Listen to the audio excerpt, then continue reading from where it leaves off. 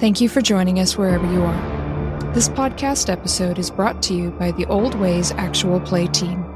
This actual play uses the 5th edition Vampire the Masquerade tabletop role-playing rules by World of Darkness. This actual play is performed by adults and in an adult setting. Listeners should know that this podcast is intended for a mature audience and will include strong language and mature themes. All content, including names, places, events, companies, and so forth, that may bear resemblance to entities living, dead, or undead is strictly coincidental. My name is Rena Henze, and for tonight's game, I will be your storyteller.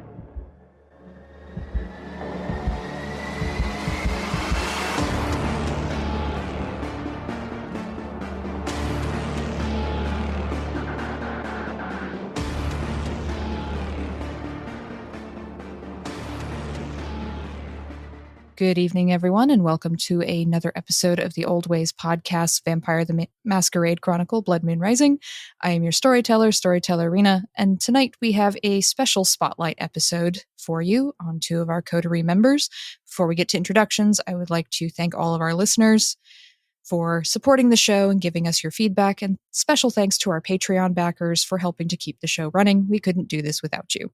So, let us turn the spotlight onto our two coterie members for this evening and start with some introductions. So, to my right. Hi, this is Mike, and I play Marcus Voss of Clan Bruja. And last but not least. This is Tiffany, and I play Alex Giovanni of Clan Hakata. Wonderful. So let's turn our camera to Marcus. You had a plan that you set up with some acquaintances. Indeed. I did, in fact, have a plan.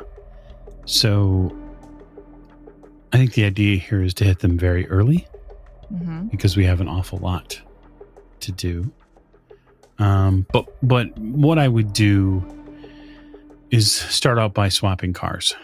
So, What has become very evident to me in a very raw and physical way is that someone's out to try to prove their point. Someone is out to try to squeeze me a little. And I have some plans of my own to maybe make their life a little uncomfortable. To do so, though, I will need to take a trip across the Bay Bridge. And in that trip, I will not be utilizing one of my own vehicles. So I think the idea would be to kind of go through the Rolodex maybe with Marie a little. Probably come down out of the office a little earlier than I normally would. Almost too early. Just because I like to live on the edge. And I'd go through the Rolodex and I would try to find someone who had a car roughly the type that I have, give or take. But moreover, a union worker that has sort of my same build. Now, I don't know all of my union men by visual name. The Longshoremen's Union is vast. But I have a fair, decent grip on most of the immediate work crews. Even though I've abdicated a lot of those duties to other people who work with them on a more night-to-night basis. And so basically what I'd be looking for is for a car swap. And so I would have one of my union leads informed that, the boss of the office needs a hand. He needs to borrow somebody's car, whatever the case may be.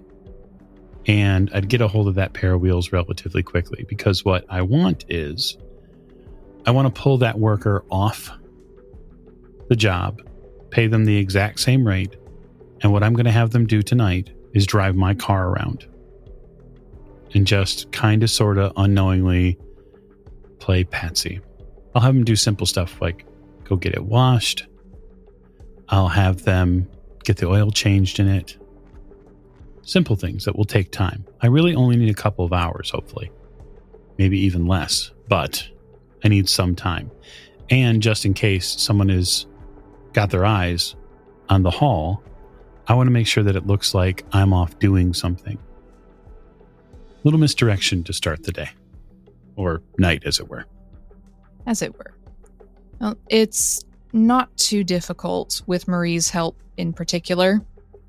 She knows even more people than you do with the kind of work that she does, going between all of the different offices and so on.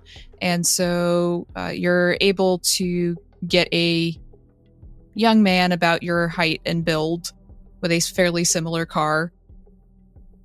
His name is Samuel O'Leary, and he's not someone you've worked with before, but Marie tells you that he helped her out a bit on the Briggs case just about a week ago. So he's more than happy to help out, though he does seem a little bit puzzled by the request. But he's getting paid for it, so he's not going to ask too many questions. I should hope not.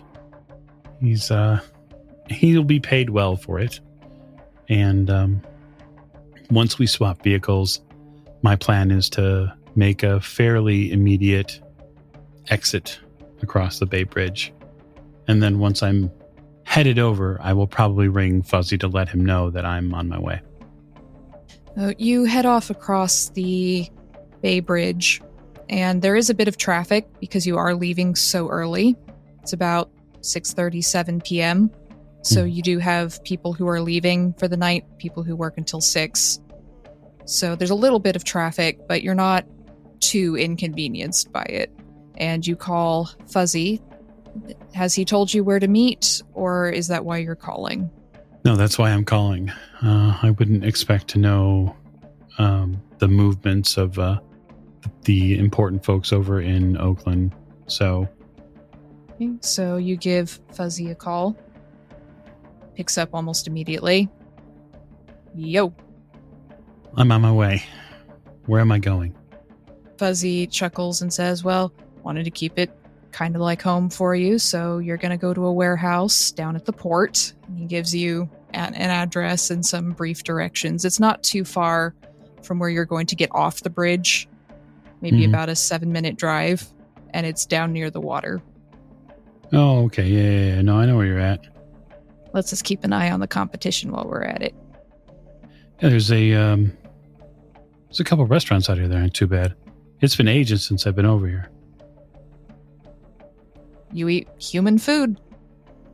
Dude, I mean, I don't kink shame, but oof. Really? Oh, no. You misunderstand. You let them eat the food and then you get the flavor. Got it. I was starting to think you'd gone a bit soft. No. You ever snatch somebody after they've had a real big, well-made Chinese dinner? I'm telling you. I mean, we have no concern about salts at this point. He gives a great big belly laugh. I prefer Italian, but yeah, lots of garlic. He laughs again. It shouldn't take me too long to get there. See you when you get here. Just you, right? Like we agreed? Yeah, just me. Okay. Just us. Just the 3 of us. And you. Right. So, no worries. And there, you can almost hear the sardonic smile through the phone as he hangs up. Sure. Well, I know that Fuzzy's not usually a solo sort of person. Usually has an entire group of like-minded motorcycle enthusiasts, as we'll call them. Correct. So you finally get through the remainder of the traffic. It perhaps boils your blood a little bit, just the irritation of sitting in a car on a bridge, not moving for 10 minutes. You don't do this super often, so perhaps you forget sometimes just how goddamn irritating it is to be stuck in a traffic jam. Yeah, road rage is a thing, probably. I'll just Probably is. Try to focus on other things. You finally get out of the traffic jam without breaking your wheel or anyone else on your way. But maybe it's a good reminder to choose a different time to go next time. But within about 10 minutes, you've made it to the warehouse. It's this old kind of rundown dusty looking building. It looks like it hasn't been used in a while, which makes sense for the purposes at hand. And it's kind of musty. You've got that salt in the air from the bay and the fish smell, and then you've also got all of the dust and the coal and the oil and everything else just kind of mingling in the air. It's hard to pick out particular scents, even with your heightened senses as a kindred. But it's just not necessarily a nice place to be. But it's private. Fair enough. Private is good. That is what we are looking for. I pull over and lock the car up and take a walk in. Probably naturally just check around, make sure I wasn't followed. As you move, you do a check around, keep an eye out. You haven't seen any repeated cars or any repeated vehicles of any sort. So for the moment, you're fairly certain you weren't followed. There's no one else moving around in the area that you could tell outside. Yeah, I mean, I'm probably, given some of my time with Luther, I'm probably not unfamiliar with animals too, so I'd probably also keep a lookout for like reoccurring birds. Birds. Well, I mean, it's not going to be a it's not going to be a squirrel or a chipmunk or maybe a cat or a dog, but it could be a bird because they don't have to worry about traffic on the Bay Bridge. Mm-hmm. So why don't you give me a wits plus awareness roll? And whatever you get will be determined by how many successes you have. Sure. I have 3 successes, one of which is a 10. So a 7, 10, and an 8. Okay, so 10s explode, meaning you have 4 successes. So you scan the whole area, keeping an eye out for things that Luther would have taught you to look for during your time in the war, and then also things you've just picked up over the last 30 years as well. And there's a couple of pigeons staggering around. It looks like they've probably eaten something that had a bit of alcohol in it, but they don't appear to be a threat. You do catch the unmistakable animal scent of a gangrel in the area, but that's not surprising. But as far as you can tell, there is nothing else here animal-wise that is a threat to you. Interesting. Drunk pigeons. So one of these doors, I imagine the man door. I'm assuming the overhead doors here are closed, or are they open? They're closed. Okay. I'll head to the regular man door and see if it's open. It is not.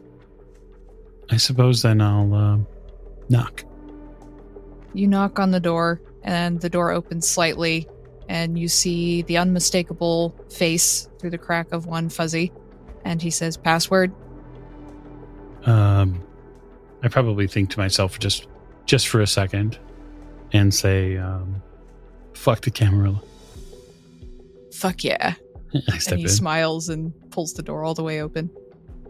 So as you go inside, this opens up into, well, your typical kind of warehouse setup, although it hasn't been used in a long time, but there's these long tables for assembly line packaging. There's what looks like a robotic conveyor belt that is rusted and pieces of it are falling off. There's rats scurrying around. You hear some cheeping of probably birds somewhere making a nest in here. It's dusty and it's overrun, but there are a couple of chairs set up in the middle of the room, a little bit further away from you. Much nicer chairs that were fairly obviously brought here. They're not from this place originally. Sturdy, comfortable chairs. And 2 of them are empty. There's a low table that's been set up with a jug of red liquid and some glasses, and the other 2 chairs are occupied until they notice you have come in, at which point the occupants stand up. All right. Yeah, stride over. Probably Probably all business, honestly.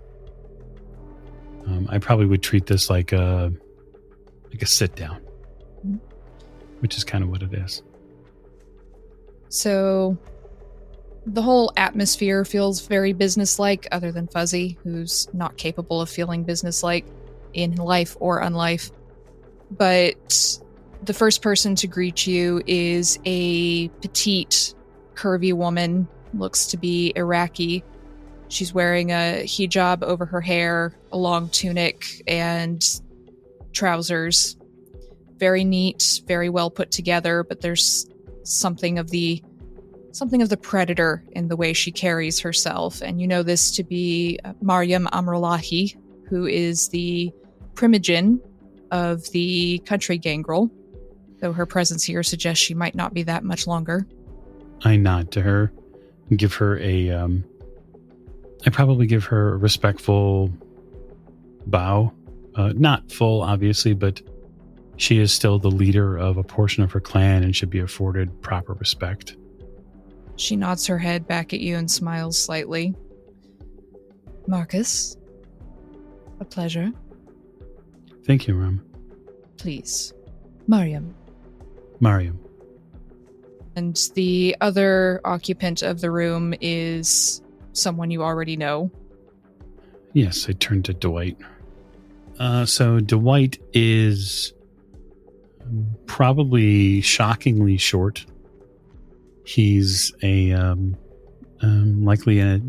someone who has somewhat of a Spaniard's build, so Spain, not Latin America. He's probably no more than like 5'4" at best, and that's if he's wearing very, very, we'll say, impressively built boots. He's someone who wears a lot of leather, right? Likely leather pants. He's kind of a throwback from the early 80s in that way. He sort of never got out of that era. And so he probably has like a band t-shirt on and a jacket over it, and probably just kind of garish like spikes, and might even have his face painted in sort of a hair metal sort of way, with some of the paint cracking after his his strenuous we'll say exercises during the early evening. Dwight gives you a wink and a smile and the bro hand clasp. Then he also slaps you on the back. Of course. Actually, I don't wince, of course, because I'm assuming that my body is finally starting to agree with me after the things that have been done to it. Finally, yes. Yes. But I return his handshake and thank him for coming. You will all please have a seat, Maryam says with very quiet authority, although her body language is still kind of shifting and moving. She never seems to quite be still completely. Not anxious, but always alert. Certainly. And she gestures to a chair for you across from her, and Fuzzy takes the other open chair and pours himself a very large drink before being told he can. I sit down. We have provided some refreshment. I know you prefer it live, but that doesn't seem to be exactly what we need this evening. It is clean. Private stock. Yes. A concern us amongst us, all kindred of the area now. So we've heard. This is from my private stock. Well, I wouldn't, it would be rude to say no. Yes. Yes, it would. She smiles. There's no threat in the smile, but still that kind of unknowable hint of something. She pours herself a drink as well. I think the idea with the statement from Marcus is to acknowledge that he has the sense of etiquette to understand it would be rude to say no. So all four of you take a drink, and Maryam sets her glass down very carefully, folds her hands in her lap. She's sitting up very straight, ramrod straight. So, Marcus, our friend Fuzzy here tells us you have a discussion. I must admit I'm quite curious, seeing as you and your sire are some of the few of your clan to stay over there. She nods towards San Francisco. Yes, I think that, like many cities, San Francisco is changing.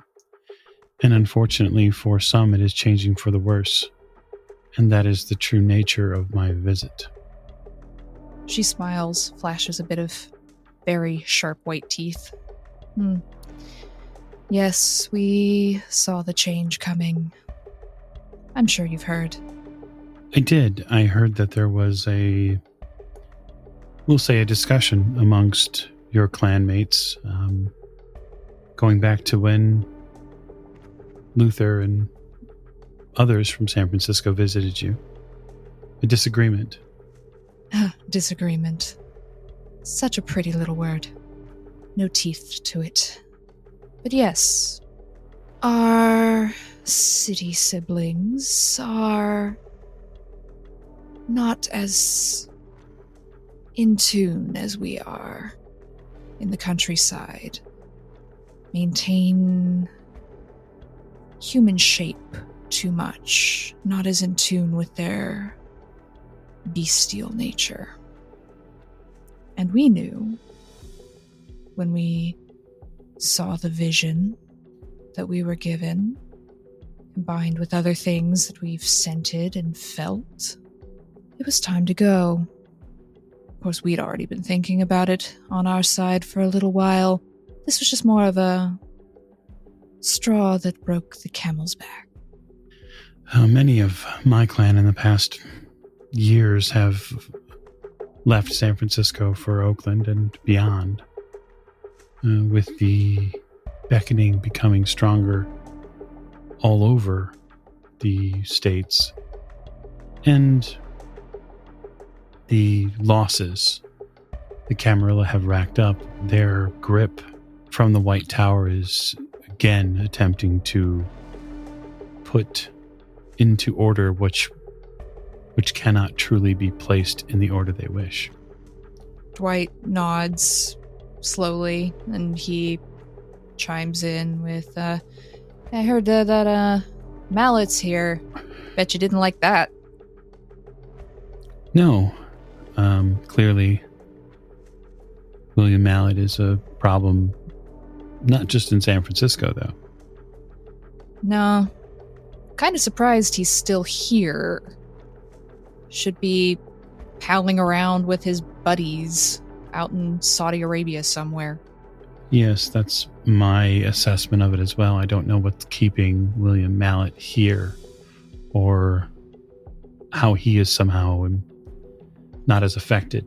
But either way, it is his presence and what it means to San Francisco and truly the entire Bay Area as to why I am here. And Fuzzy is kind of bouncing a little bit in his seat with excitement next to you. Just a little bit, but come on. I am soon to announce that I will be leaving the Camarilla entirely. Dwight's eyebrows go up. Mariam just nods and smiles slightly. But I'm not leaving San Francisco. It's my home. And I am going to fight for it as I had before. Mariam tilts her head and looks at you.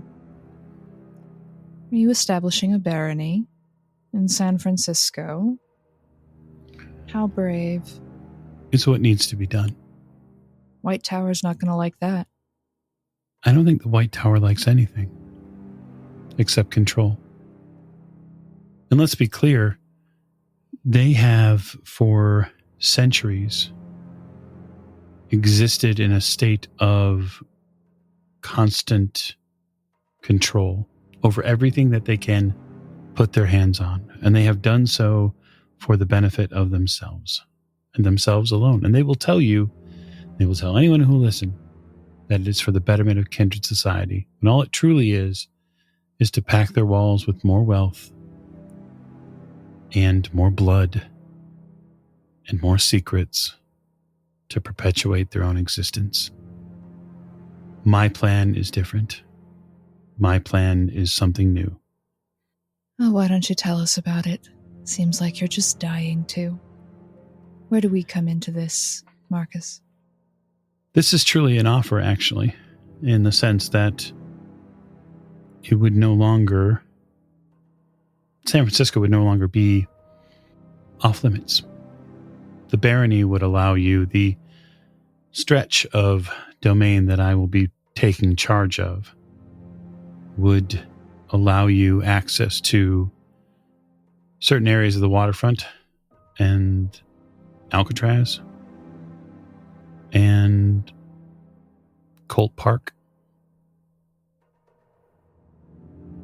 which, if memory serves correctly, was at one point a rather popular place in the 60s for certain members of Clan Gangrel. I like the idea of San Francisco being home to our kind rather than the Camarilla. Because I think kindred as creatures are more important than the titles or the sex they belong to. And that's truly what I'm going to offer the kindred of San Francisco. Whether they accept it or not is up to them. Whether or not William Mallet comes down from his building constructed of crypto money and decides to squash all my dreams is something else. But I will tell you this. I will not go quietly. And there is not a kindred in San Francisco that will know any different. I served that city as a scourge. They know what I will do. I am not asking for titles or crowns or taxes. I'm asking to be left alone, to do my business for my people, kindred and kind alike. Dwight leans forward. Is David in on this? I have the full support of my sire and many members of Clan Bruja who are left. Fascinating. We never thought that having some of us left in San Francisco would prove to be such an interesting opportunity. He nods, thinking to himself. I think it's a great opportunity for Clan Bruja as a people. I would like to get back to the nights when those that called us rabble also called us the learned ones. There is a history in our clan that goes back to firelit nights in North Africa that we can rekindle a smarter and directed passion clan. Not that there isn't time for leathers and biking and travel. I look at Fuzzy momentarily.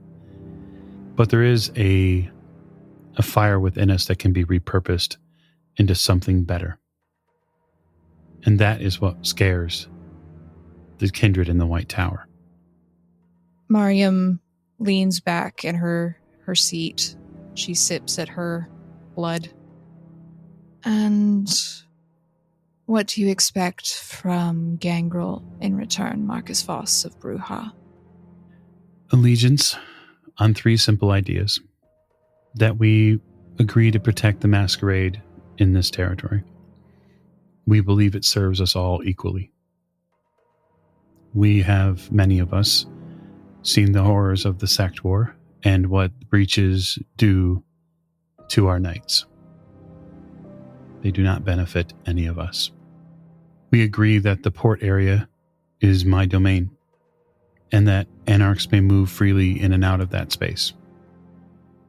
Or independence, or whatever you choose to call yourself, because anarch, as we know, is a Camarilla word, and I will not use their titles or their placards. It's their language. I have no interest in it. We agree that the people, the kindred of Oakland, may choose to take up residence inside this area, should they so choose. In that, they will make themselves at least known to me, and for feeding purposes, understand that only so many can be housed in such an area. common conservation which Clan Gangrel has done for thousands of years. We will also agree finally to be allies in arms, and that any force that comes against this area and its desire for a freer and more equitable night among the kindred will be met with force in arms. And so when William Mallet does come, it will take an awful lot of power to squash all of us. Power he does not hold here in the Bay Area. Mariam smiles, full set of teeth. Her facial features look a little bit more feline. Is she a big fucking Cheshire cat now? You don't know what her animal form is. And she says, well,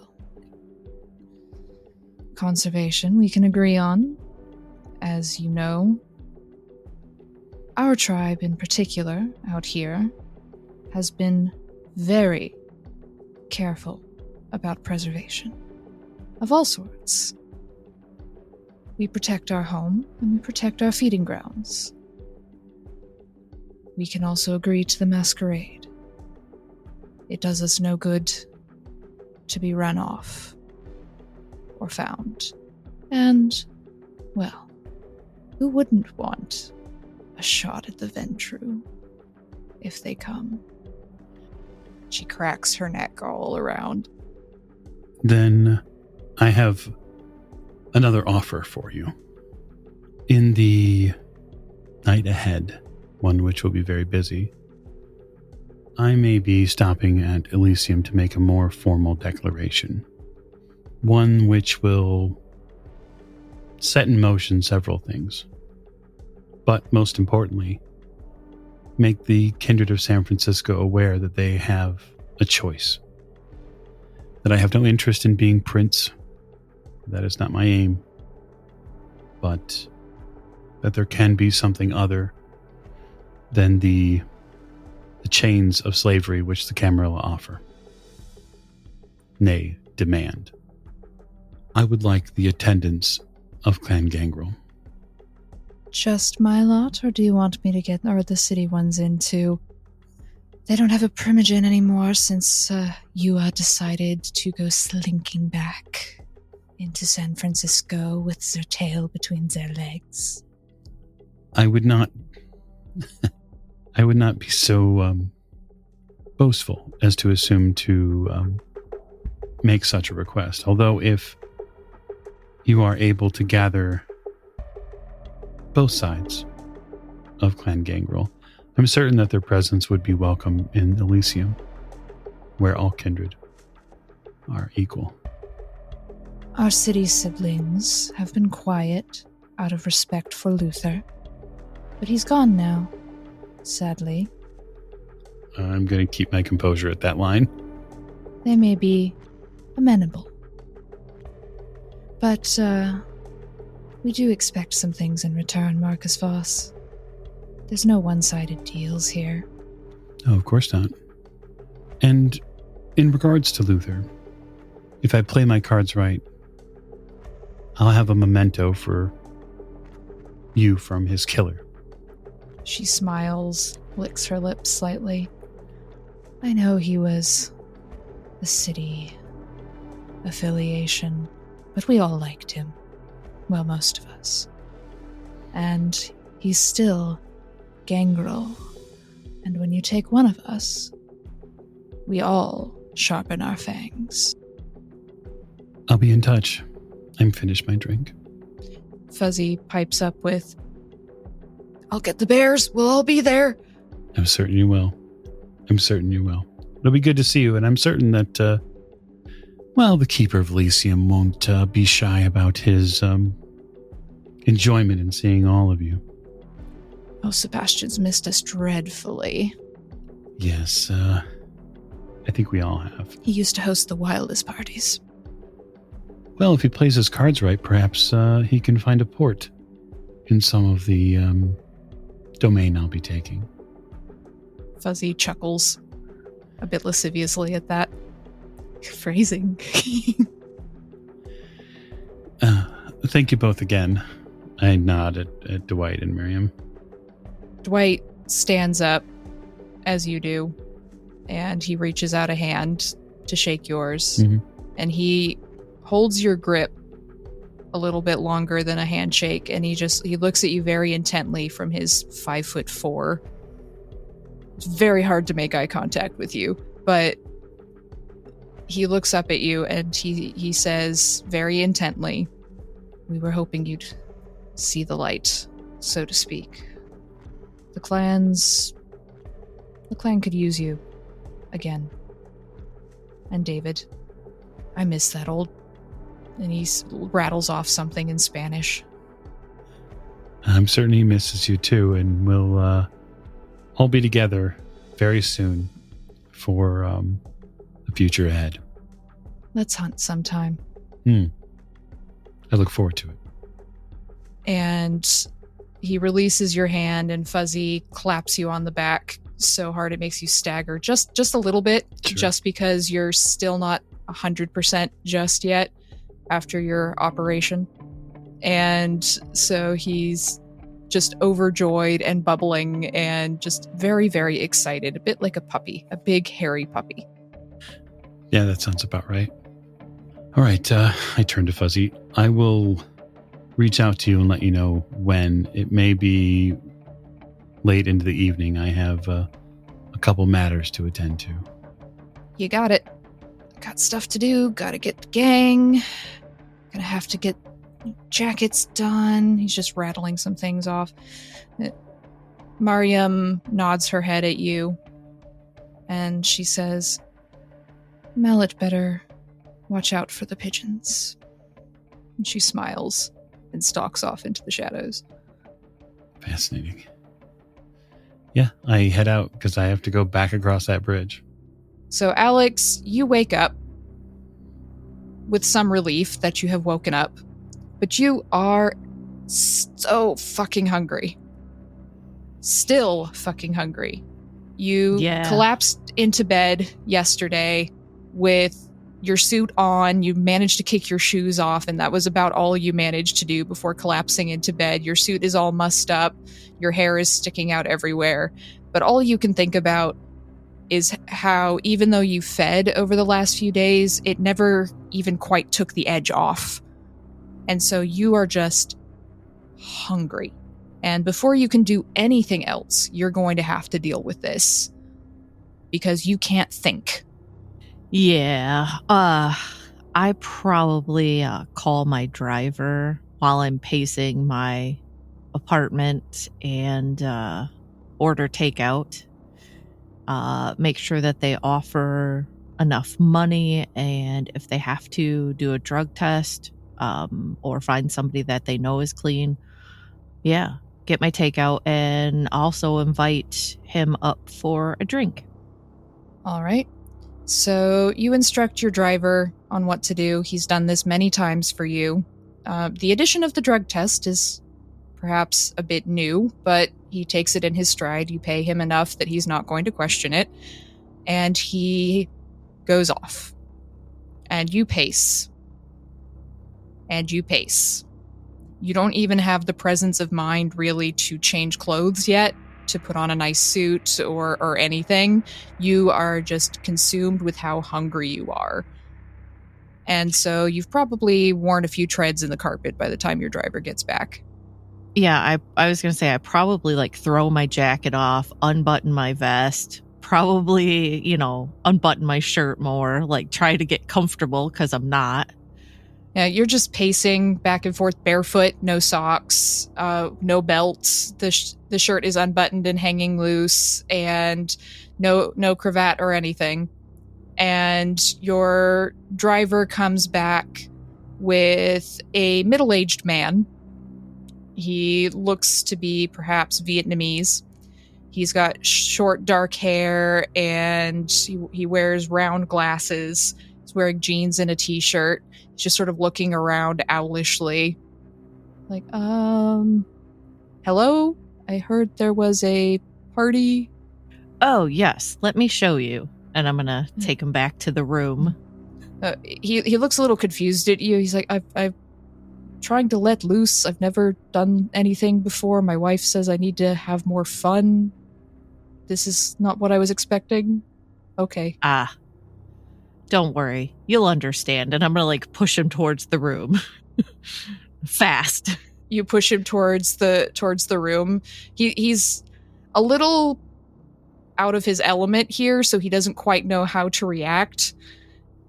But he goes, and he's just looking around. Where is everybody? Oh, you're a little early. Sorry. You were the first one my driver went and picked up. Oh, okay. And you push him into the room. Yes. And slam the door shut. And then I don't waste time. Yes, you slam the door shut, and a split second later, before he can even react, your fangs are sunk deep into his throat, and the screaming begins, as it always does. Right. But I assume you're draining him dry? Oh, yes. Okay. And probably then some.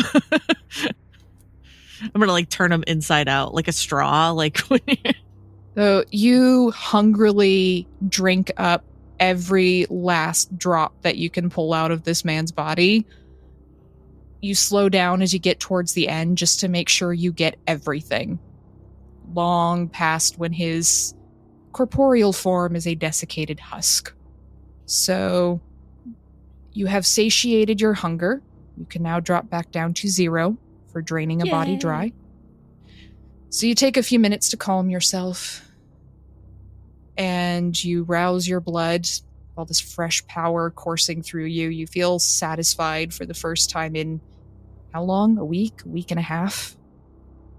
And you dispose of the body, leaving only a pile of ash behind. And you can properly attire yourself now. Take the time to get dressed, make yourself feel, well, not human again, but you know what I mean.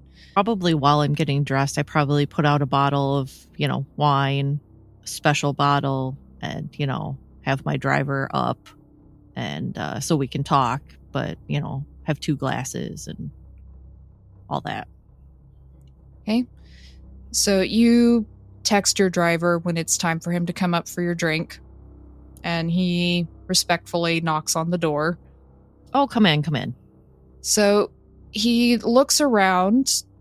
He seems a little uneasy, perhaps because this is a change in the patterns that you've had for the past few years that he's been working with you. He's never been invited up here for a drink before, or at all. He's gone to the door when he brings your food, but he's never stepped across the threshold. But he comes in, and he looks around, and he nods respectfully at you. And why don't you tell us his name, since we've never actually said it on the show before, and maybe give us a brief description. His name is Ajax, and I picture him about 6'4", not a huge guy, but wide, but he's fairly well built and basically kind of like a bodyguard, looks a little intimidating at times. Always very well kempt as well, because, that's a must. So he nods respectfully, and he doesn't sit down until you point to a chair for him to sit in. So he's not quite sure why you're calling him in. Oh, please, be comfortable. I left out some wine. I'm going to go get dressed, and then we'll have a little chat real quick.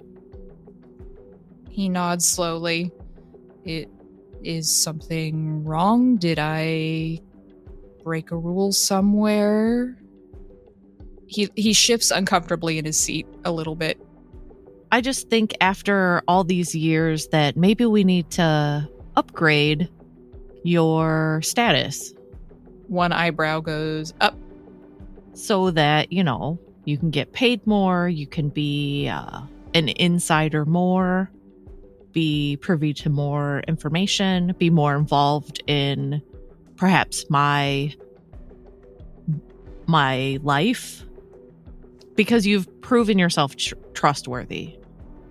And until such a day that I find that you have leaked information, we will keep this arrangement. He smiles slightly and nods and goes over to the table. Yeah, I'll then proceed to shower and get dressed. And So when you come back, you find that Ajax is sitting in the chair. He's more relaxed. He's taken off the suit coat that he wears when he drives you, and he's rolled up his sleeves. You can see his SEAL team tattoos running up and down one bicep and all the way down his forearm. His right arm is completely covered in tattoos, which you've never seen before because he's always wearing a long sleeve shirt and coat when he drives for you. But he seems to have drunk half a glass of wine already, and he's looking very much more relaxed. What do you think of the wine? He holds up the glass, shakes it a little bit, takes another sip. Says, well, mix. I've honestly never had anything like it. A bit heady, but... And he smiles wide. Says, nothing a Marine can't handle. And he downs the rest of the glass. Do you have interest in being then more involved and helping me out? He sets the glass down, wipes his mouth with the back of his hand, and he nods. He says, this has been the most interesting job I've ever had outside of the military, and I like it. And you, unlike a lot of other people I've worked for, you treat me fairly, you always pay on time. Your business is your business. I like it. I have no intention of going anywhere else. I'll continue to work on making sure Rom doesn't get in the front seat, though. He laughs. You've never heard him laugh before, but there's this deep sort of belly laugh. He's obviously feeling the effects of the wine at this point. He says, I would appreciate it if I have to hear one more fucking word. One more word about podcasts. And you see his knuckles just sort of crack a little bit as he flexes. I just don't want him to talk to me anymore. Please. I'll do my best, but he talks to everyone and everything. If you're good with our arrangement, then let's be on our way tonight. Oh, and I'm going to give him a key to my apartment. Here's the key. So if you need to get anything, like more wine. He raises an eyebrow slightly. I should probably know up front if there's any... He turns slightly red, which is a little surprising for a former SEAL team member. But he can't quite get out the word he wants to say. Any expectations? Just to do what you do and then help out on any other ways that I need. He does not look any more comfortable at that line. If I have to have a repairman in here, you can let them in. If I'm not feeling well, you can get into my apartment and help me. Okay. Got it. I'm going to look confused and then go, oh, no, no, you're fine. You do you. He nods rapidly. All right. He unrolls his sleeves and starts putting his coat and driver's hat back on. All right. Thank you. Can we take a trip to the docks tonight? I got to go to the union office. He nods. He is, of course, as you know, a union man himself. Right. So he politely holds the door for you, looking a little like, should I do this? It's not a car door, but he does it anyway because he is well trained. And you can set off for the docks. I'll just make sure he locks up. He does very quickly. So you can set off for the docks now with your newly empowered driver. Yay. Let's change the camera over to Marcus for a bit. So, Marcus, you get back from your meeting in Oakland. Traffic wasn't too bad, thankfully. And you have texted Alex to let you know that they can come down and meet you at the docks near the Union office, as you had planned. So you get out of your car.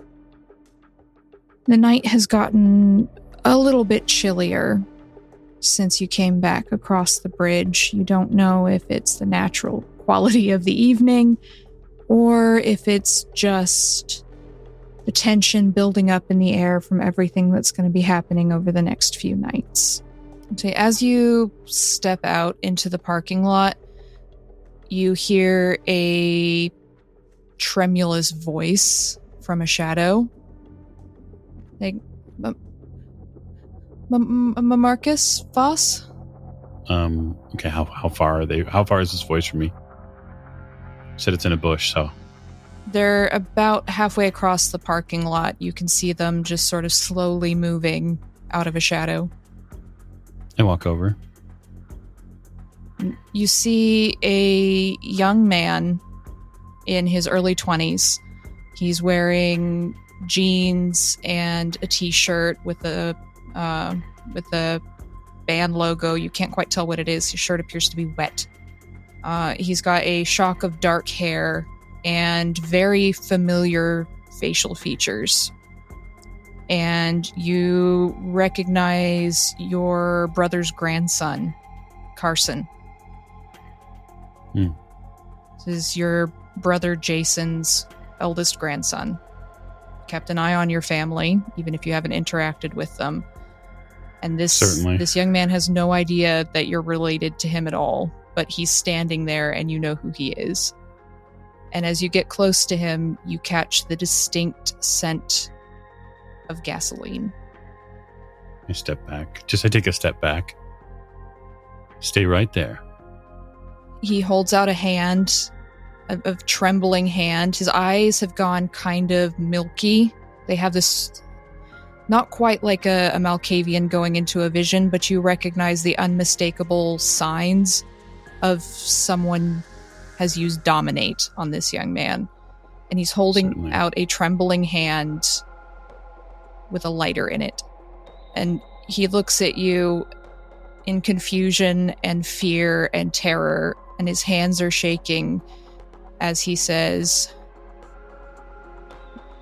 You should always keep a good fire alarm system handy. And he flicks the lighter. And there is a whoosh of flames as his entire gasoline-soaked body bursts into fire. Yeah, I mean, Marcus will step back further. Obviously, fire is not helpful. So, given my current level of humanity, I'm going to cross my arms and I'm going to watch him burn. It's a funeral, no matter what. You hear the screaming and you smell the scent of burned flesh. Maybe reminds you a little bit of what you saw in Karen Stein's house a few nights ago. He'll expire at some point, right? Either from shock. The screaming doesn't last very long. It's just a few minutes before his mouth burns away. He was completely covered in gasoline, head to toe. It doesn't take long. Not just covered, but literally soaked, likely. Yes. Okay. So how long does he burn for? Gasoline's a relatively quick accelerant. Maybe 5 minutes. Okay, well, if he is gone more than a few minutes after that, I will get a tarp or something from inside, and I will put him out. I don't want him to smolder, and I'll wrap him up in it. So you wrap up what's left. There's bones, a lot of ash, pieces of clothing, good half of a corpse, but no flesh left on him anymore, but there's bones. And okay, I would like you to give me a D10 roll. Mm-hmm. That is a 7. Okay. With a 7, there's no signs of alarm. It's a fairly quiet night. There's no one else really down here. It doesn't seem to have alerted anyone, and, well, this is the docks area of San Francisco. People are used to hearing screams, and they don't do anything about it. No one seems to have noticed the fire. That could be helpful in the future. So I have a place where I put the last person who showed up dead near my door. So it's a freezer as well, which is nice. And so I will, I suppose, make another deposit. And then perhaps actually, I'll be able to speak to Alex about it when they arrive. Wonderful. So you put the remains of your grandnephew into the storage locker. You clean it up as carefully as you can. No one's going to notice if there's any ash left. You get all the rest of the mortal remains, clothing, all of that. Business does not stop. Losing a distant family member is unfortunate, but it simply shows Marcus that the path he is walking or about to walk is likely the correct one. I would like a composure roll, though. Certainly. Because this escalated to your home turf. So composure or just composure? Just composure. And -1 for your clan bane. Yep. Mr. Bruja. Mm-hmm. I have an 8. So you're holding it together. This doesn't affect you as much as perhaps William was hoping it would. You're fairly sure it was William. He made it quite clear. But you are perhaps a little needled by the fact that he had the audacity to do this on your home turf. Certainly. He came to your haven. I will repay him. I have no doubt. And it's around this time that Alex comes headed in your direction. Alex, you were making a phone call. Correct. I was going to call poor Eddie. Poor Eddie. Yeah, I feel so bad for him. Alex feeling bad for someone? What world is this? Hey, they feed me. I feel bad for them. And me. Okay. So, the phone rings longer than you're used to when you contact Eddie, but you finally get a bleary, hello? Hey, it's just me. Oh, hi. Did your computer show up? Yeah, I had a panic attack when the doorbell rang, but they're here, and I'm putting them up now. Okay, did you get the money so you could replace your locks? Oh yes, there's like 8 of them now. You're gonna need new keys. Okay. And each one's a different key. Okay. Well, I just want you to know that situation was taken care of. Situation? Nope.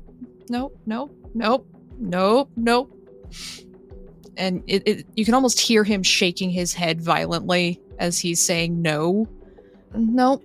Not happening. Mm-mm. Do you want money for a therapist? Who's gonna believe me when I talk about... There was magic paint, Alex. There was fucking magic paint.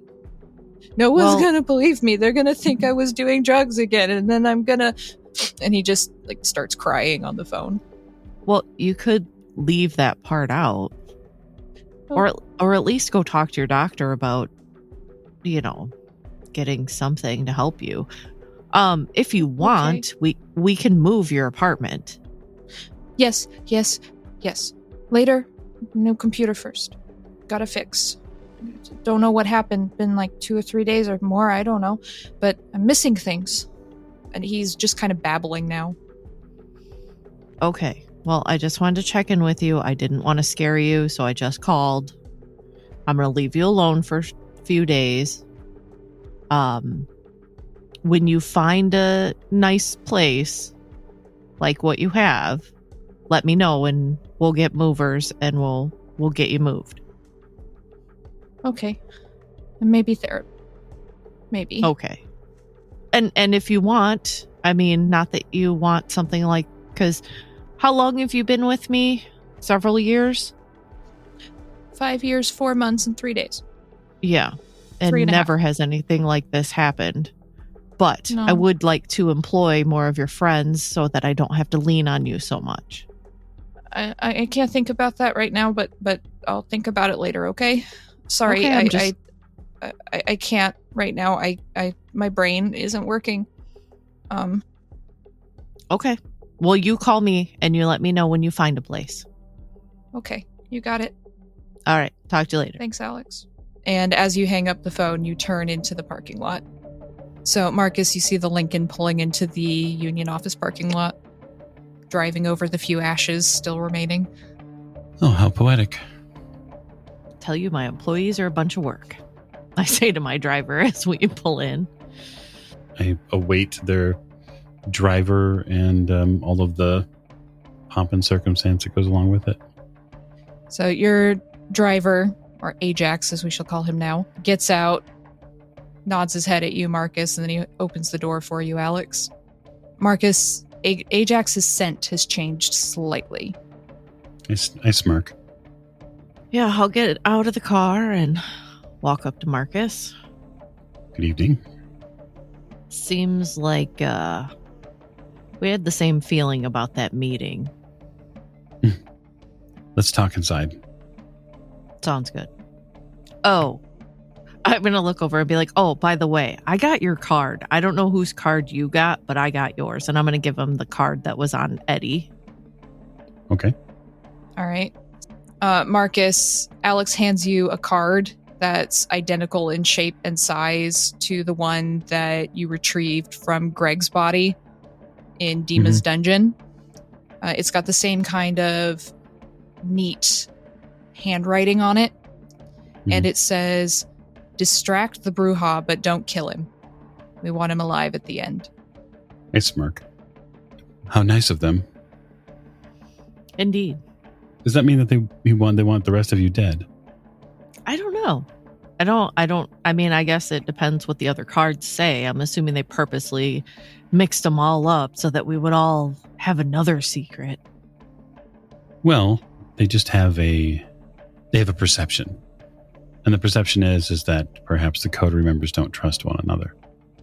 That's true of some. Right.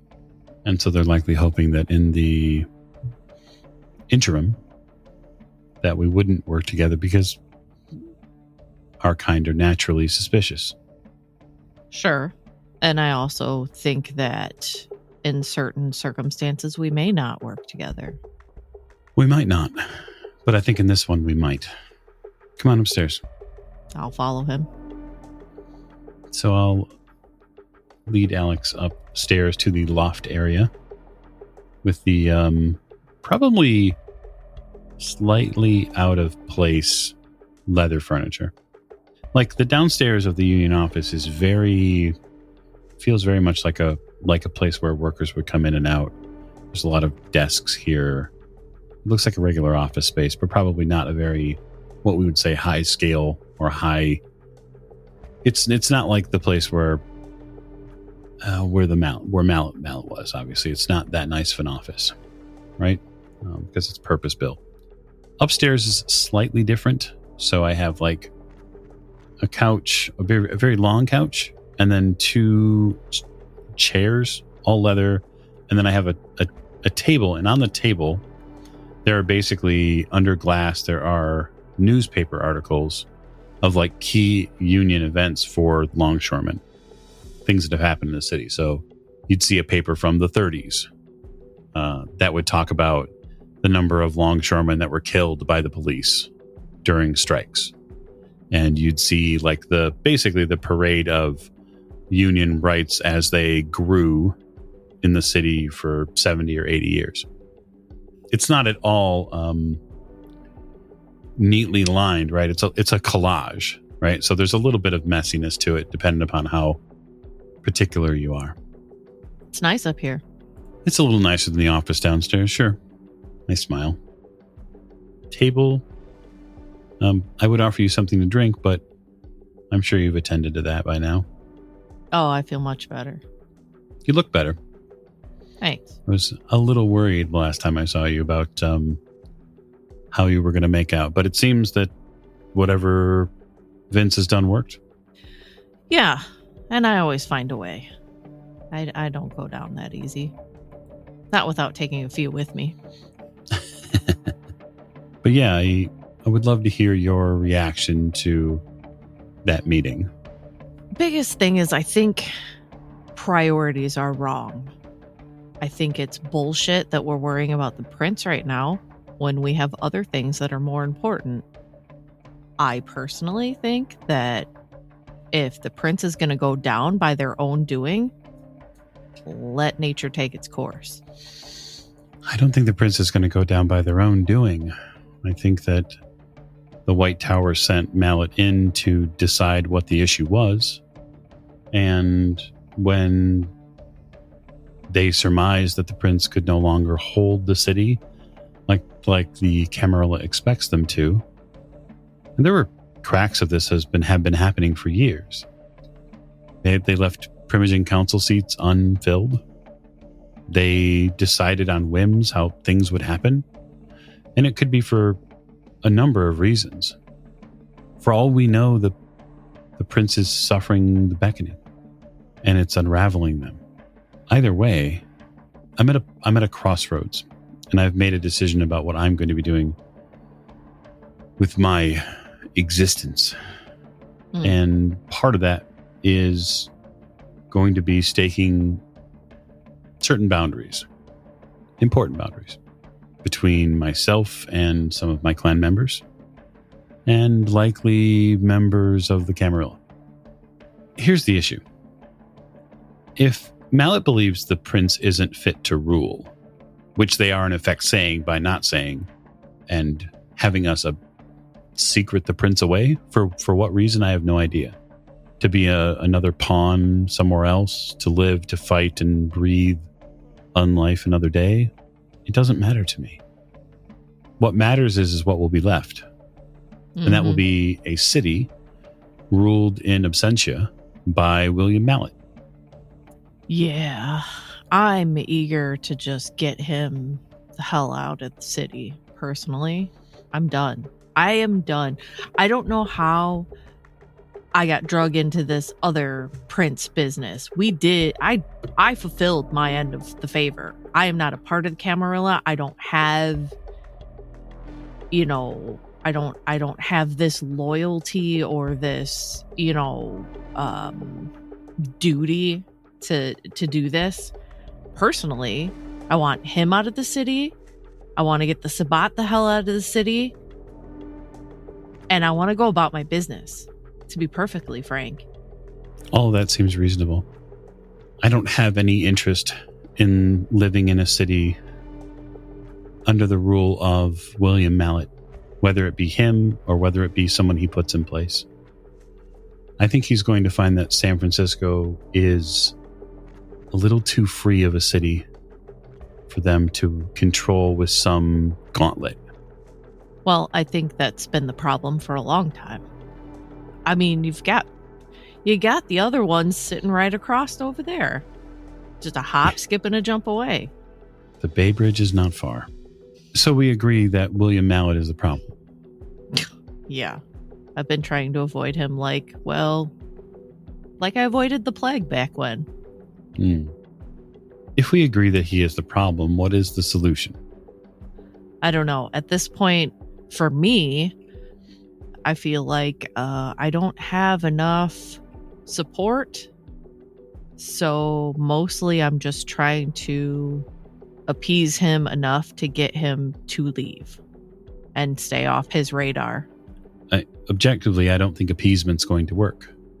What he will see as appeasement will be submission. You don't feel like the sort of person that's going to just simply submit to William Mallet. No, but I don't really have any way of fighting him off either. Maybe not one-on-one. Well, no, but I mean, I need time to get enough information to make him leave. I know I can do that. Everybody's got secrets, and everybody has enemies that are willing to share those secrets. All right. But I need time. So, how about you and I come to an agreement? And that is? I will give you time. I will provide a willing an easily targetable distraction over the long term, and you will provide the city eventually the ultimate solution it needs for William Mallet, one way or the other. Yeah, I know some people. I go to some parties. Somebody is bound to spill something. How would you like to know a secret? That's kind of my business. You can only hold on to it for, we'll say at most 48 hours, though. And then I have to share it? No, then it won't be a secret anymore. Oh. What's that secret? Let's talk about the exchange first. Nothing for free. Why are you doing my job for me? I'm not. I'm trying to prove a point. Okay. My point is, you're not sitting across from another dumb, mindless muscle. That's not the way I work. I want the long-term good for the city and for members of the coterie as well. We may be formed by a prince who soon will no longer hold the title, but each one of us has a very unique set of talents, skills that could prove to be cohesively good if we are willing to entertain something. You see, I believe that there was a time before the Camarilla when vampires like you and I had the ability to work together outside of the need to bend the knee to any sort of prince. Mm-hmm. Those days are far in the past, but there was a dream that existed where kindred could be around one another without constantly vying for political power or power amongst mortals. That place was ruined. Now, how it was ruined is up for debate, but it was ruined. I still say it's a Toreador. Nevertheless, I simply need to know that if I choose to buy you time and include you in a preview of what's to come, I won't regret it. Well, you haven't done anything to cross me or get in my way of anything. So, I mean, I don't have... And considering we've actually worked together, you know, it's going to be harder. Well, I mean, I can't even think of a price that somebody could pay that would make me change my point of view. My only point is that I stay independent. Yeah, it's interesting, that word, independent, right? Not willing to head the religious path and become a member of the Sabbat, not willing to bend the knee to any sort of form or function or trappings of the Camarilla, right? Mm-hmm. There's a word that we use here that you have heard. Independent is one thing, anarch is another, right? Sure, but usually if you use the other word, they think violence and upheaval and villages burning and the women crying in the streets and... Certainly. And do you know why that is? I'm sure it's all propaganda. You're right. Anarch is a Camarilla word. I can't say that I've met any quote unquote anarchs and, had them burn my house and steal my women. Do you keep many women? Not currently. I feel like San Francisco has a lot to offer kindred society as a city that has a place for people who choose to not look left or right, not pick red or blue. I think that's at the very essence of what the city has always been. It's been about people exploring who they are, whether it's Castro or Haight-Ashbury or just working the day to night shifts at the docks. That's what makes this city great. And my belief now is that the Camarilla are standing in the way of that.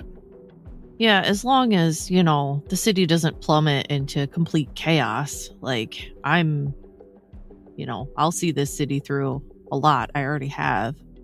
Guess I've wondered that, actually. You've been here longer than I have. You've been here longer, likely, than most of the vampires in San Francisco. What were you doing during the sect wars, exactly? Protecting my women. Look, I was not in any shape to go into anybody's war on either side. And I wasn't about to pick sides. It was going to be kind of whatever came out of it is I either stayed or I left. I'm not asking for you to justify it. It was just interesting to know what people who had been around that long for, especially independents who'd been around that long and had not seen them in the streets when those things were happening. Yeah, it was kind of like one of those, not my monkeys, not my circus kind of. There weren't too many of us around, to be fair. So it's like you didn't want to risk picking a side and, then you've picked a side. A lot of things happened in those nights. Things that regrettably had to come to pass. One of them was a pack of vampires, a Sabbat pack, led by a vampire named Lamb. I had a hand in dispatching most of that pack of Sabbat, with a little assistance from our former friend, our current friend, our former sheriff, Luther Garibaldi. And unfortunately, that crow has come home to roost. Lamb is the one who has been staging all of this. It's a get back not only at the city, but there's a reason why they want the Brujah left alive. Lamb lost a child to me. It's very personal for him. But I don't feel bad about it. They came to this city. They picked the fight. And if he created a child in hopes of bolstering their ranks, then he brought that child to war. He knew the consequences. Well, I would normally say that this is, again, a war I don't want to be in. But, they kind of got me too. So it is now my war. I do, however, have Luther watching the library. My plan a few nights from now will be to be at Elysium. Hopefully after we're done with this. Is this the secret? Business. Yes. Nice. I'm leaving. Okay. The Camarilla. Okay. Oh, so you're going to make a show of it? I'm a Brujah at heart. Nice. There must be a speech. I'll be there for that hot tea. And so I'm going to ask if you're interested. Interested? In an independent faction. I mean, Giovanni, we kind of have our thing. Certainly. I'm going to be staking out some territory. It will likely make the Camarilla very upset. Which is the point. Right. Is that your distraction? No, not entirely. There are other distractions as well. Enough to keep Mallet going for a little while. He seemed fit to pick on extended members of my family, my mortal family. In an attempt to rouse me into some strange sort of anger. He doesn't know anything about me yet, and I think that is going to be his undoing. I'm going to be bringing some friends with me to Elysium. And so if there's a large group of vampires that you don't normally see at Elysium, just stick to the corners. Things shouldn't get too terribly out of hand. But I'm going to make a point. It's very important to me that the vampires who call themselves members of the Camarilla understand exactly what Camarilla means. Slavery. Certainly. That's one way to put it. Well, I mean, look at it. You have a prince. He's called they, whoever they are, he, she, they, anyone in between, are called prince. First of all, I mean, we could come up with a better title if you ask me. But that's also, you're talking about then, you have to bow and cow to this, monarchy. And I think it's complete bullshit. And if you don't go by their rules, there's always some fanatic willing to take you out the next time that you misstep. Correct. And it could be completely arbitrary. And that's what gets me. Is like right now, like Katerina shouldn't be alive. And the fact that's been allowed, like, what did she do? I mean, that's really the question, if you ask me. I think it's fairly clear what she's been doing. Been a slave so that she could have her own life? I think that it's likely that she owed the prince several favors for her continued existence, and she has been paying them back Luis was a member of the bakery. Yeah. It's just like that to me is like, I thought that was a hard, fast rule, and now it's arbitrary, Certainly, but it's not Katerina's fault that she was made. No. And moreover, that sort of Camarilla justice shouldn't be meted out. I'm more saying that Camarilla has these big arcing rules, like hard, fast rules, until it's not convenient or is convenient for them. That is my point. Certainly, it sounds like the church. Yes. Yeah. Like, certainly. I don't think that's where I'm rubbed wrong. I'm not saying, like, I have my own reasons for not liking her, and I'm not saying that that's a good rule to have. But every city you walk into, here's your rules. You can't make child without permission. You cannot kill without permission. You cannot, you cannot unwillingly, make a child. You cannot, all these things that are punishable by final death or whatever. You hear that. And then you get into all these cities, these other cities or whatever, and there's always an exception or several exceptions or, well, this situation. Mm-hmm. Yes. It's because the exception benefits the person in power. Right. But then to me, it's like, why do you have those rules? Why do you make those rules? Like, welcome to the Camarilla. Here's your flyer. It's all set up to put them into a position of ultimate leverage against any neonate or new vampire. Take what happened to Vince.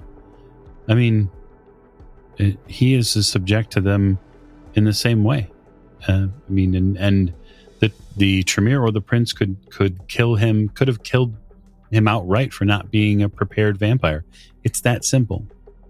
Yeah, what happened to him was complete bullshit. Like, how are you going to make a child and not teach him anything? And people call me a psychopath. I'm just saying.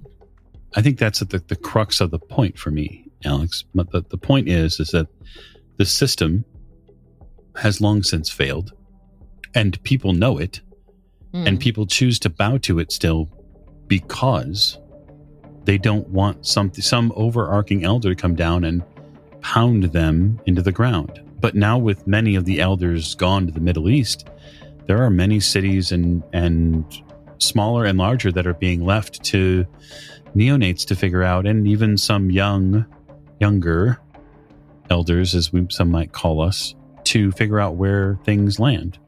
And what I want is a piece of the city to give those people the opportunity to experience unlife without the trappings of the Camarilla, and that is what I'm going to do. Well, I think you'll probably get more support than you think you will. Well, we'll see. I have no illusions that my time left after the announcement may be short. Well, I'll stick around in case people start talking shit because, if I get that time, I'm gonna try and find the chain up to get dirt on Mallet. And he's not clean. He's a Ventru. There's shit hiding somewhere. And he's probably got a hard copy of it because he's an idiot. They do like their filing systems, right? Oh, Conrad? Jesus. Yes. I know. I couldn't believe that walking into Felix's place. Insane. It was important for me to talk to you tonight because I think we're allied on a lot of this. I don't think that we've really had a time to really talk about anything because we've been going every night as fast as we can. Yeah, I wanted to get here because I just wanted to make sure we were on the same page about what's more important, the Sabbat in the library or the fucking prince. I think the Sabbat is more important than the prince in the moment. I'm not going to help Prince Velasquez leave the city. Good. I'm glad I'm not the only one. I mean, I would have if I had to, but I really don't want to. I will not be assisting in the staging any sort of final death for them. I will not be participating one iota. I owe them nothing. In fact, it's quite the other way around. I fulfilled my obligation to them 2 times. I feel like right now is reaching too far as well. Certainly. Especially since I am not a part of their system, their government. You can't call on me again and expect me to be loyal. It's not how this works. They haven't made any payment.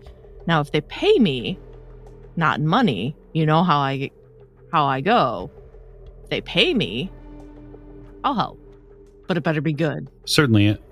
And I think that's the other half of this conversation about the future. I think I would like to know if someone comes to you about what goes on.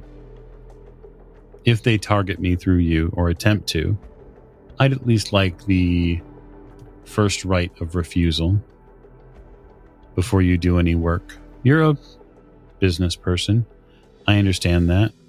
While I don't think that you would openly target Coterie members, technically speaking, if you want to get real technical, after the blood plague is over, there's not a whole lot that ties us together unless we choose to. Mm-hmm. And if the city is going to delve a little bit into unshaky ground, I'd like to know what doors I can call friendly and not. Definitely. I mean, I think we can make an arrangement. I will let you know, and you let me know, and both of us will always know what's going on. From our ends, anyways. Certainly. But I will definitely promise to find my chains and get the information we need to get Mallet out. That's exactly what the city needs.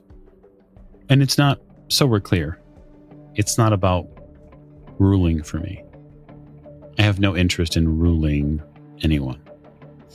I figured, because I'm not interested either. Frankly, that's somebody else's circus. Yeah, it definitely is.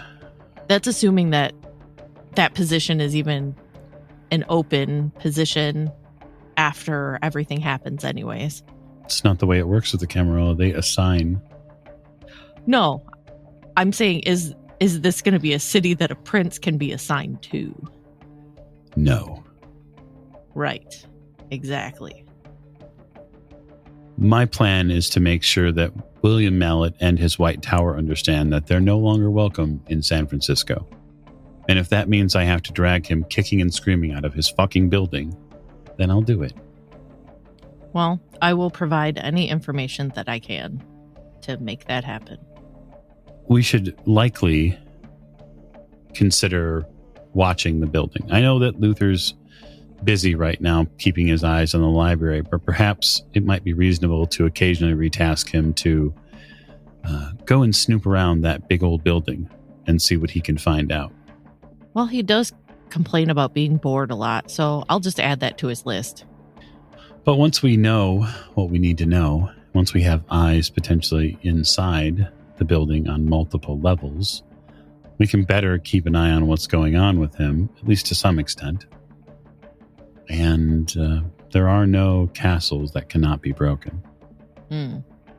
Agreed. It's just not a head-on fight we should be looking at. We're not interested in engaging him in a head-on fight. That's the fight he's hoping to elicit out of us. It does seem that way. What we are going to give him is a long and protracted and tiresome and costly engagement. So kind of like a child custody case. Kind of. Except Nice. that the city is our baby. Right. Good. This has been very pleasant. Definitely.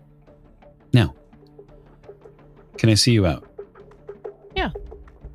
I got other things to do. I've got a employee I have to move from their apartment to a new one. Yes, that unfortunate situation with Dima is still costing me Do you know of any good secured buildings? several. Okay. I may contact you later and get him in one of those. Maybe he'll feel even better if he has to buzz somebody in and he has locks on his door. Yeah, I mean, I would imagine, depending on what you're willing to pay for it, there are several lofts and studio apartments that have controlled access. It's pretty common nowadays. It's just that most landlords do their best to just put them up to jack rent rates up. That's a pretty time-honored tradition. Yeah. And then I half the kind of time they don't forget work. how those humans operate. I've been in my place for so long. I mean, I own the whole building. Oh, there you go. I don't own this one. The union does, but it served me fairly well.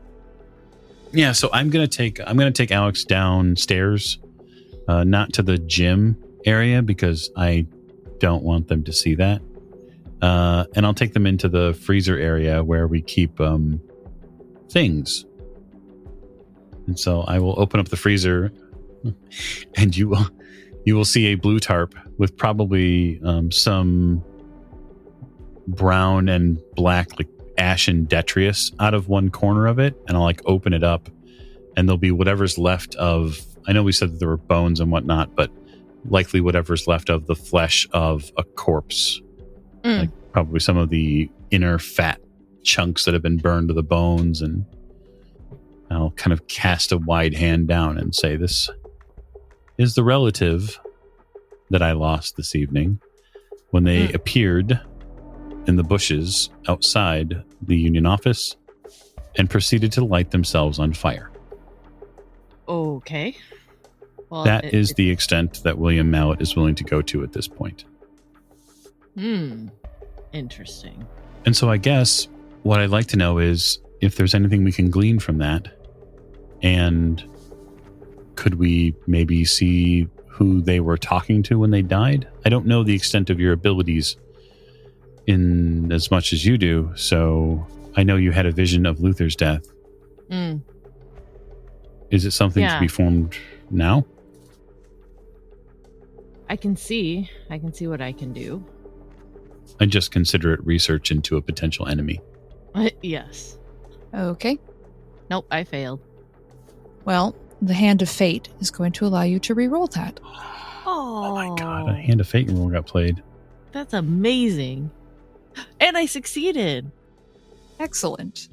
So it takes you a little bit to focus because your brain is running wild with all of these ideas and things that you and Marcus have been discussing, but you are able to successfully harness your power as you try to see with this corpse.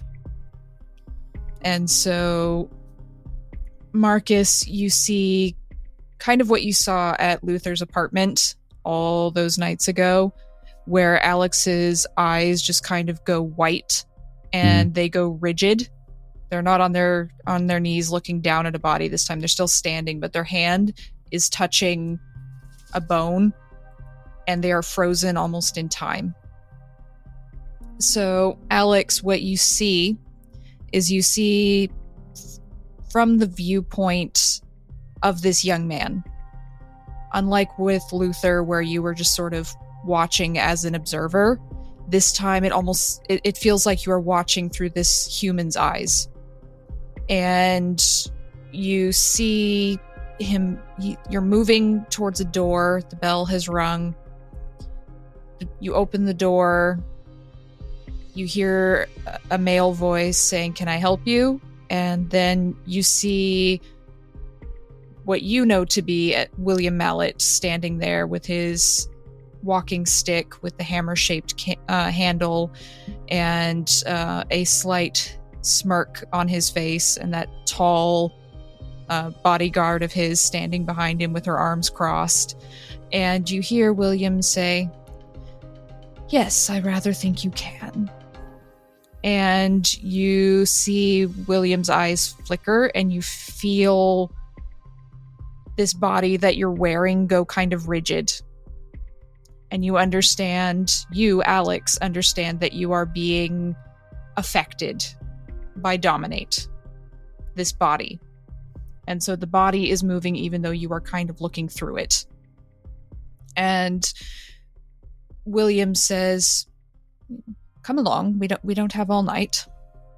And things begin to speed up a little bit. It's almost like you're scrolling through memories, right? Like scrolling through pictures on a phone, trying to find the right ones.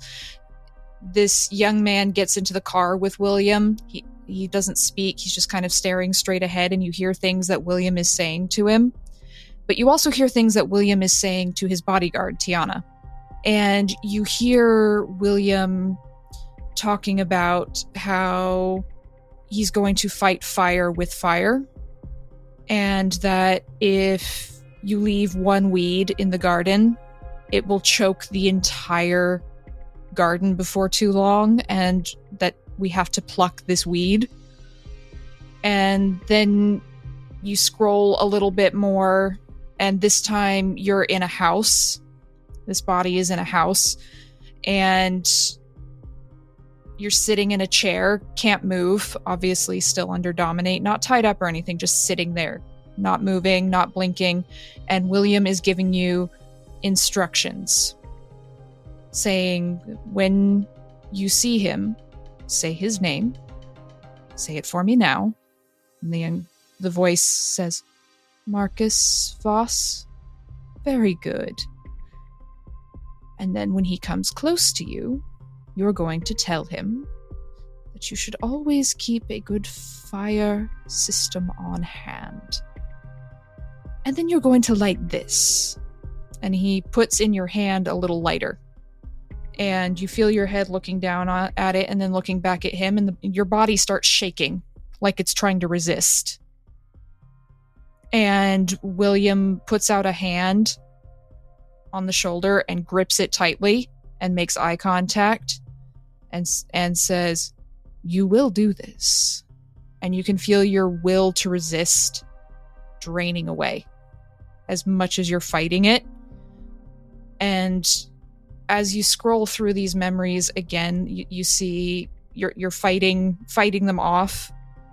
Not you, the body.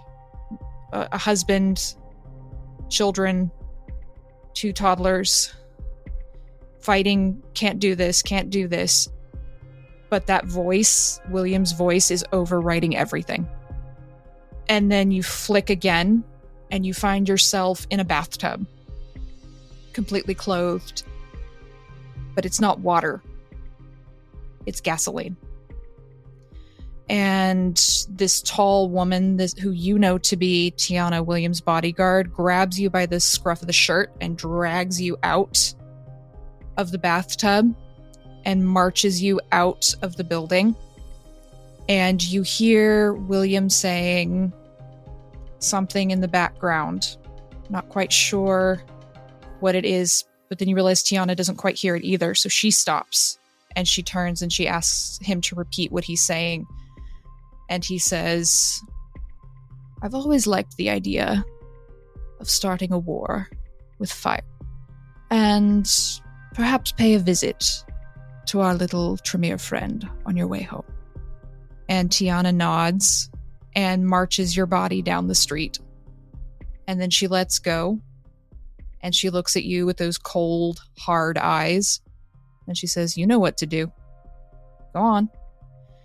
And you find yourself walking and walking and walking. And you don't know how you got here. Where? You don't know this place. You've never been here before. Wait, you do. Alex knows, but the body doesn't. It's starting to get confusing how many thoughts are kind of running together.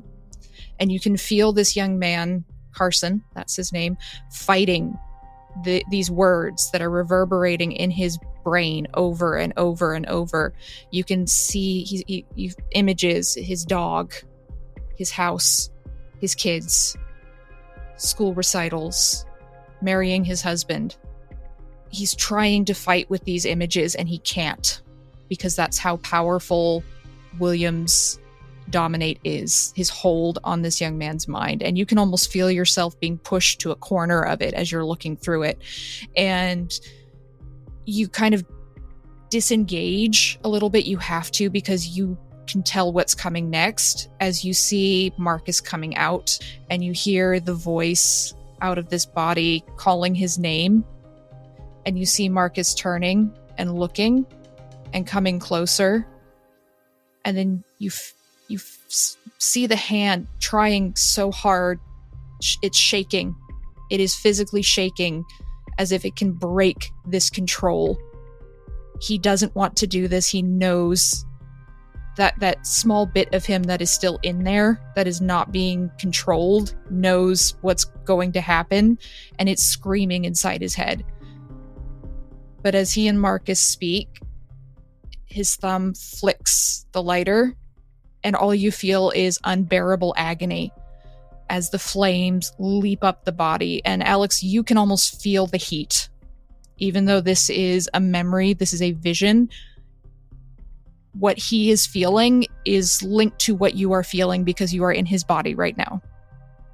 And you can feel that heat, and you can just feel the flesh melting, and you just see Marcus's face standing several feet away, just watching. And then you snap out of it and find yourself back in the locker. Well, you definitely have a target painted right on you. I figured as much. He's using you to start another war because he seems like he's bored. But him's lived a long time. It's the only thing it seems like. However, the other thing, though, is he sent his goon to go visit Vince. We need to get to Vince's. Yeah, we do. Even though he's lost his damn marbles. Once a Tremere, always a Tremere. Yeah. Didn't have to be that way, but it is. So, Alex, before you can go and check on Vince, you need to head home and have a chat with Luther. You sent him to have a look at the library, and you are eagerly awaiting his updates back at your apartment. So, Alex, you get home, and you find Luther's wraith is pacing around in your living room. Oh, please don't tell me you have bad news. Bad news.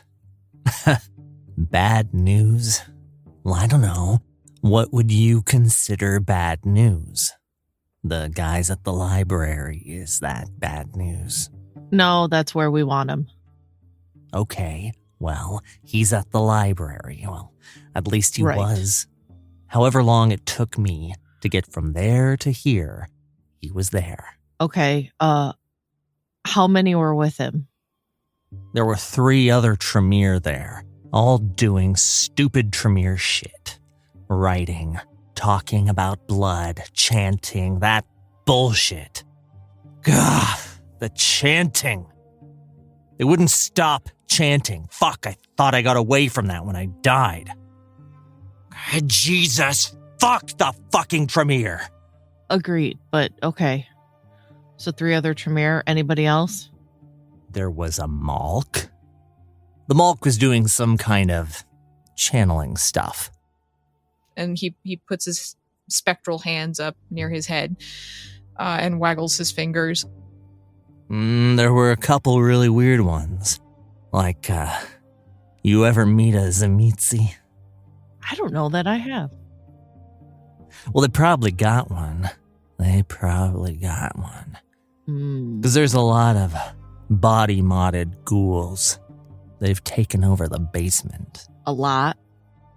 A lot, meaning more than the usual number of body-modded ghouls you'd find in a library basement in San Francisco. Oh, okay. I just want to know what we need to do. I mean, do you think we could burn the place down? I mean, you probably could. Don't tell the Tremere about all those books being burned, though. I know. I'm just trying to... The problem is they're in a basement. They could probably tunnel out if they wanted to. Yeah, it's just... There's 5 of us, and I don't know how... Yeah. Did you get anything from that creep at the warehouse, whatever his name is? Oh, yeah. I gotta ask everybody who has my card, because I have Marcus's card. He just left a card. Yeah. Fuck. Oh, and he thought he was spilling super secrets, which he was about somebody. But I'm gonna save that one. I have to sleep. Yeah, fine, whatever. I'm just gonna pace around in the spirit world. You know, you never sleep when you're a ghost. It all just never fucking stops and you just keep going. Here's some ideas, right? So, since you're used to being a sheriff and like sneaking up on people and finding ways in, how about you see if there's any secret ways into that library? Or see if you can track down where the rest of the Sabbat are staying. Or, these are all suggestions. Do what you want. I'm just trying to help you not be bored. Oh, you could find out what William wants with Vince. You could... I can only go to places I went to when I was in the mortal plane. So, I can only go visit the Hammer if he's somewhere I've been before, or if you take my fetter there and let me manifest. Oh, well, I always have that with me, but... You can go to the theater and see what the prince is up to. No. What are we doing, Alex? I'm not doing... Well, would I be telling the secret if I tell you? Will that get me in trouble? I think this is a gray line. Look, the Hammer's in town. I can put some pieces together. I'm dead. I'm not brainless. I'm not that stupid Malkavian. I still have my loyalties, Alex. Right. Well, we're supposed to help the prince. I'm just saying. We'll figure it out. Go sleep. I'll go have a haunt around the labyrinth. I haunt things now. That's what I do. I'm just trying to give you an idea on what you can do. I wish I could help you not be bored. I appreciate it. He's got this very kind of like dog that hasn't been outside in a very long time, kind of pent up energy. You could go scare the other ghosties out of Vince's place. Not Mina. She's awesome. But he has like this whole like graveyard in his basement. Luther just kind of stops for a minute and he reaches in his ghostly pocket, pulls out a ghostly cigarette, and he sticks it in his mouth. What? What did the baby do? Oh, Wait, don't answer that. Okay. Now you can answer that. He made us all better. It's just people. Fuck. Masquerade breaches everywhere. Well, of course. But, yeah, I think Mina will be really upset if there's other ghosties hanging around. So maybe you want to help her out? You might like her. Yeah. I'll go see what I can do. She's a Tremere, though. But she's cool. Is she a vampire? She was. Yeah. She's like his great aunt or something. Oh, and Vince has lost his goddamn mind, so don't be surprised. Fucking Tremere. I mean, like, it's bad. Like, he's gonna have, like, goggles on his forehead, always wearing one of those, like, raincoat slicker, like, apron things with the rubber gloves up to his elbow. Dr. Frankenstein, I presume. Great. Yes. People think I'm weird as I, like, walk to my bed. Go sleep.